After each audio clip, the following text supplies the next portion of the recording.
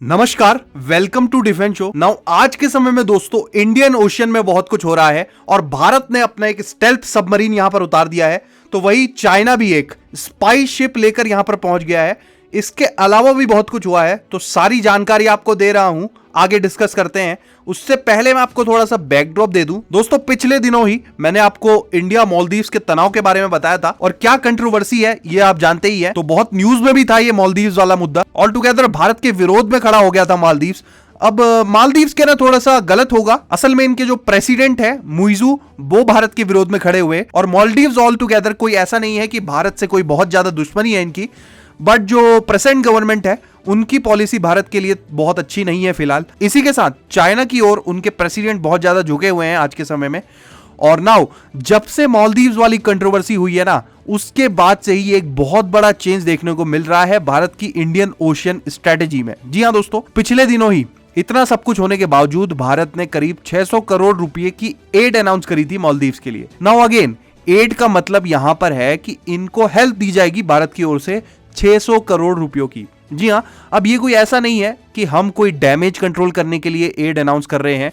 असल में ये बात है कि पिछले ही दिनों हमारा बजट आया था, तो उसमें हमने सिर्फ मालदीव्स को ही नहीं बल्कि और भी अपने जितने पड़ोसी देश हैं उनको सबको इस तरह की फाइनेंशियल एड प्रोवाइड करी है। और ये कोई हम नया काम नहीं कर रहे, ये पिछले बहुत समय से होता आया है और हर साल हम अपने पड़ोसी देशों को कुछ ना कुछ एड अपने बजट में एलोकेट करते हैं। और ऑल टुगेदर देखने वाली बात यह है कि जो मालदीव्स को हमने 600 करोड़ दिए है ना, ये पिछले साल के मुकाबले में इसमें काफी गिरावट आई है। और इसका रीजन ये बताया जा रहा है कि जो रिसेंटली कंट्रोवर्सी हुई है उसी की वजह से ये जो एड है ये कम करी गई है। लेकिन फिर भी आप देख सकते हैं कि भारत एक बड़ा दिल दिखाते हुए, सारी कंट्रोवर्सी को अलग रखते हुए हमने 600 करोड़ रुपए अभी भी इनको दिए हैं। अब 600 करोड़ रुपए भारत जैसे देश के लिए तो आप सोचेंगे कि 600 करोड़ में जी क्या ही हो जाएगा, लेकिन मालदीव्स एक काफी छोटा देश है, आबादी भी बहुत कम है यहाँ की, तो इनके लिए एक अच्छा खासा अमाउंट है ये। और रिसेंटली भारत और मालदीव्स के बीच बातचीत भी हुई थी ना। अब आप सोच रहे होंगे कि इतनी कंट्रोवर्सी होने के बाद भी हम मालदीव्स को ऑल टुगेदर डिच क्यों नहीं कर देते, छोड़ क्यों नहीं देते, क्यों मालदीव्स के पीछे पड़े हुए हैं हम? क्या जरूरत है इनके साथ अच्छे रिश्ते बनाने की जब ये खुद ही रिश्ते बिगाड़ रहे हैं? देखिए क्वेश्चन ठीक है, लेकिन जरूरत भारत की है और बहुत बड़ी जरूरत है, क्योंकि मालदीव्स की ना अपने आप में जो लोकेशन है ये बहुत ज्यादा मायने रखती है और इंडियन ओशियन में काफी स्ट्रेटेजिक इंपॉर्टेंस है इस लोकेशन की। और ऑल टुगेदर एशिया में इस समय दो बड़े देश भारत और चीन है और दोनों ही इस रीजन पर डोमिनेंस चाहते हैं। और ऑफ कोर्स भारत का रीजन ये है कि चाइना को यहां पर रोकना है, चाइना की इन्फ्लुएंस नहीं बढ़ने देनी है। और चाइना का रीजन आप जानते ही हैं कि क्या रीजन है उनका। तो इसी को देखते हुए हम ना चाहते हुए भी मालदीव से अपने रिश्ते बिगाड़ नहीं सकते और हम सुधारने की कोशिश कर रहे हैं। लेकिन इसी बीच कंट्रोवर्सी के बाद मालदीव्स में जो हमारे भारतीय टूरिस्ट जाते थे ना, उनकी संख्या बहुत ज्यादा कम हो गई है। और एक समय पर इनके टूरिस्ट के मामले में मालदीव्स में भारत नंबर 1 पे रहता था और अब वो नंबर गिर के 4 या 5 पे आ गया है। और यहाँ पर चाइना की ओर से आने वाले टूरिस्ट हैं यहाँ पर बढ़ चुके हैं और काफी बड़ा चेंज देखने को मिल रहा है ये। लेकिन इसी के साथ साथ जो हमारे टूरिस्ट हैं वो लक्षद्वीप में तो जा ही रहे हैं, इसके अलावा श्रीलंका में हमारे टूरिस्ट पहुंचने शुरू हो गए हैं। जी हां, आपको बता दूं रिसेंटली हमारे विदेश मंत्री एस जयशंकर जी ने श्रीलंकन टूरिज्म को बहुत ज्यादा प्रमोट किया है और इसके लिए श्रीलंका ने हमें थैंक्स भी बोला है। श्रीलंका एक और ऐसा देश है जिसकी लोकेशन बहुत महत्वपूर्ण है हमारे लिए और यहां पर भी ना चाइना का इन्फ्लुएंस ना बन पाए, इसलिए हम यहां पर काम कर रहे हैं। और इनको पिछले समय में हमने बिलियंस ऑफ डॉलर्स दिए, लोन्स भी दिए हैं, एड भी दी हुई है बहुत सारी। और यहां पर ऑल टुगेदर एक समय पे चाइना का इन्फ्लुएंस बहुत ज्यादा बढ़ गया था, लेकिन फिर इंडिया ने इंटरफेयर करके अभी ठीक ठाक है परिस्थिति श्रीलंका में और थोड़ा सा बैलेंस्ड है। और कुछ समय पहले चाइना श्रीलंका में भी एक शिप भेज रहा था, इन्होंने ऑल टुगेदर मना ही कर दिया था चाइना को। लेकिन मालदीव जो है ना, उन्होंने श्रीलंका की तरह चाइना को मना नहीं किया है, बल्कि इन्होंने तो वेलकम किया है चाइना की एक स्पाई शिप का। जी हाँ, मालदीव्स में आने के लिए इन्होंने परमिशन दे दी है चाइना की इस वेसल को। चाइना अगेन इस वेसल को रिसर्च वेसल बोल के यहां पर ला रहा है, बट ऑब्वियस सी बात है कि इनको क्या रिसर्च करनी है ये आप सब जानते ही हैं। तो इसी को देखते हुए ना इंडिया ने भी अपनी एक स्टेल्थ सबमरीन को इंडियन ओशन में उतार दिया है। नाउ अगेन स्टेल्थ का मतलब मैं आपको समझा देता हूं। देखिए, स्टेल्थ कोई भी चीज तब होती है जब वो आपके दुश्मन को नजर ना आए, और दुश्मन को नजर ना आने से मतलब है आपकी रडार या सोनार किसी भी ऐसी डिवाइस पर वो इक्विपमेंट या जो भी आपका वेपन है, एयरक्राफ्ट है, वेसल है, जो भी है, वो कैच ना हो पाए। तो इंडिया ने एक स्टेल्थ सबमरीन डिप्लॉय करी है और ये श्रीलंका पहुंच चुकी है। जी हां, श्रीलंका दोस्तों, श्रीलंका ने हमारी स्टेल्थ सबमरीन को वेलकम किया है।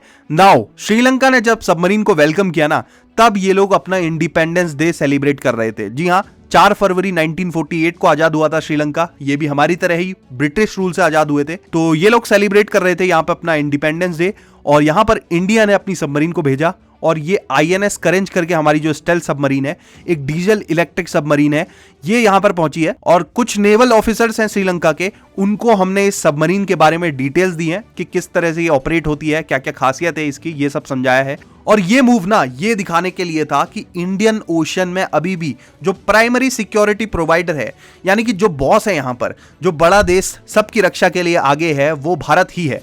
और एक क्लियर मैसेज है ये। और इसके साथ ही साथ चाइना का जो ये रिसर्च वेसल आने वाला है ना, इसके लिए भी श्रीलंका ने ऑल टुगेदर मना कर दिया है। जी हां, चाइना यहां पे भी आने वाला था, लेकिन इन्होंने ऑल टुगेदर इनको मना करा और बोला कि ठीक है, आप कहीं पे भी जाइए, लेकिन श्रीलंका में आप लोग मत आइए। तो ये काफी अप्रिशिएट किया जाने वाला मूव है जहां पे हमारी स्टेल्थ सबमरीन पहुंची है।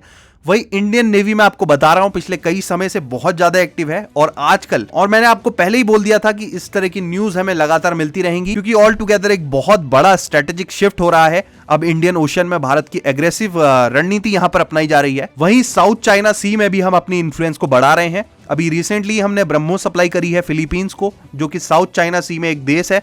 और जब ये लोग ब्रह्मोस का इस्तेमाल कर लेंगे ना, तो ये और ऑप्शंस देखेंगे, और ब्रह्मोस और बड़ी संख्या में ये लोग ऑर्डर कर सकते हैं पॉसिबली। और इसके अलावा भी कोई भी वेपन इनको नीड होगी ना, तो वो भी ये इंडिया से ले सकते हैं। नाउ खबर ये भी है कि फिलीपींस ये ऑप्शंस ऑलरेडी एक्सप्लोर भी कर रहा है सबमरीन खरीदने के लिए। जी हां दोस्तों, 2-3 देश हैं जिनकी ओर फिलीपींस देख रहा है, उसमें से भारत भी एक है। और हो सकता है कि हमारी फ्यूचर में एक सबमरीन को लेकर भी डील हो, भारत इनको सबमरीन भी बेचे। अब अगेन, हमको इतने ज्यादा एक्सपर्ट अभी नहीं है बड़ी सबमरीन्स बनाने के लिए, क्योंकि हम खुद अभी सबमरीन्स खरीद रहे हैं, बट इनके रिक्वायरमेंट के हिसाब से हम आराम से सबमरीन बना सकते हैं। और ऐसा भी हो सकता है कि हम कोई जॉइंट वेंचर कर लें किसी देश के साथ, रशिया के साथ हो सकता है, जिस तरह से हमने ब्रह्मोस बनाई थी, इसी तरह से सबमरीन के लिए फ्रांस के साथ हम जॉइंट वेंचर कर सकते हैं। और इसमें ऑल टुगेदर हम खुद के लिए जो सबमरीन बनाएंगे वो तो होगी ही, हम दूसरे देशों को बेच भी पाएंगे। और फ्रांस और इंडिया बहुत ज्यादा नजदीक भी आ रहे हैं। जो पार्टनरशिप है फ्रांस और इंडिया की, ये देखने लायक रहने वाली है अगले 10 सालों में। और साथ ही साथ इंडियन नेवी पूरी तरह से एक्टिव है, जिस तरह से मैंने आपको बताया था कि लगातार रेस्क्यू ऑपरेशंस चल रहे हैं। और इससे ना all together Bharat world stage पर एक बहुत पावरफुल कंट्री तो बन ही रहा है, वहीं इंडियन ओशन में हम अपनी पकड़ भी मजबूत कर रहे हैं। और ऑनेस्टली ना, ये काम बहुत सालों पहले ही हो जाना चाहिए था, लेकिन ठीक है, देर से ही सही, पर हो रहा है। इसके अलावा एक और न्यूज दे दूं, क्वाड को लेकर है। जी हां दोस्तों, जो खबर यह है कि जो बाइडन जो है, हो सकता है वो भारत में जब इलेक्शंस हो उसके बाद एक क्वाड की मीटिंग है, उसके लिए भारत आ सकते हैं ये। नाउ ऑल टुगेदर बहुत समय से ये क्वाड की मीटिंग को स्किप कर रहे हैं और क्वाड ऑलमोस्ट रेडी हो चुका है, लेकिन संकेत मिल रहे हैं कि शायद हो सकता है इलेक्शंस के बाद जो बाइडन इस समिट में शामिल हो, और उसमें ऑल टुगेदर इन्होंने इंडिया को एक बड़ा रोल दे दिया है। जी हाँ, इंडिया ही क्वाड की फ्रंट सीट में रहने वाला है।